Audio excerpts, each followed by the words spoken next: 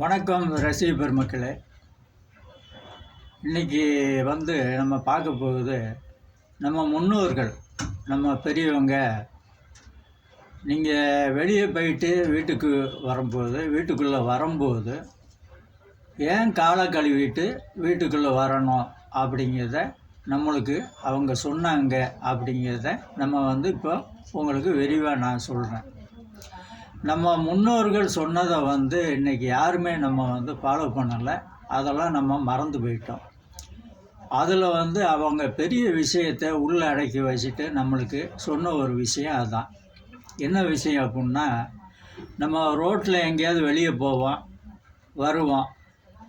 வரும்போது முச்சந்தியில் கழிச்சு போட்டிருப்பாங்க. கழிப்பு என்ன அப்படின்னா, வேறவங்களுக்கு உடம்பு சரியில்லாமல் போகுது. அந்த உடம்பு சரியில்லாமல் போகும்போது அவங்க என்ன பண்ணுவாங்க, அந்த கழிப்பை கழிக்கிறதுக்காக வேண்டி முச்சந்தியில் அவங்க கழிப்பு கழிச்சிட்டு திஷ்டியெல்லாம் சுற்றி போட்டுட்டு போயிருப்பாங்க. நம்ம அதை பார்க்காம எத்தனையோ ஜனங்க அதெல்லாம் பார்க்காம அதை தாண்டி போயிருப்போம். அப்போ அந்த திஷ்டி நம்மளை பிடிக்கும். அது ஒன்று. இன்னொன்று, செய்வினை செய்கிறவங்க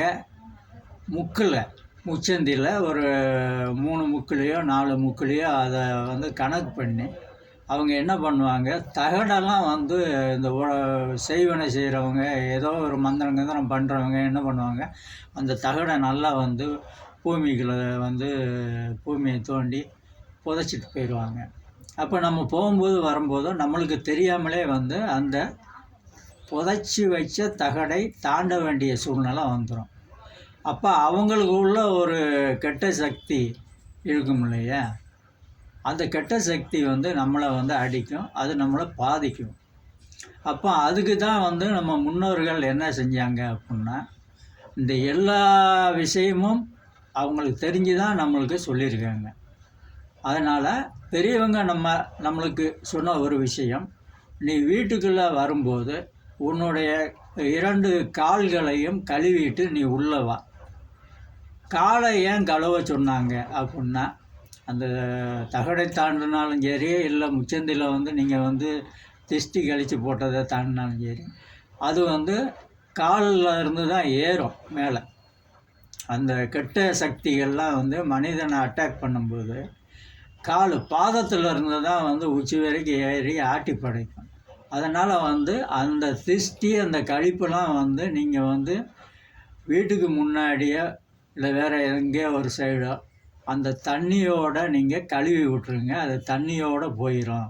வீட்டுக்குள்ளே வரும்போது நீங்கள் உண்மையாகவும் பரிசுத்தமாகவும் நீங்கள் வீட்டுக்குள்ளே வாங்க அப்படின்னு சொன்னது தான் நீங்கள் வீட்டுக்குள்ளே வரும்போது காலை கழுவிட்டு வீட்டுக்குள்ளே வாங்க அப்படின்னு சொன்ன ஒரு விஷயம்.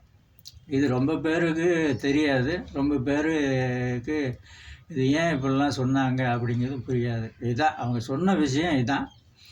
அதனால் நான் உங்களுக்கு செய்முறையாக ஒன்று நான் செஞ்சு காட்டுறேன். வாங்க பார்ப்போம்.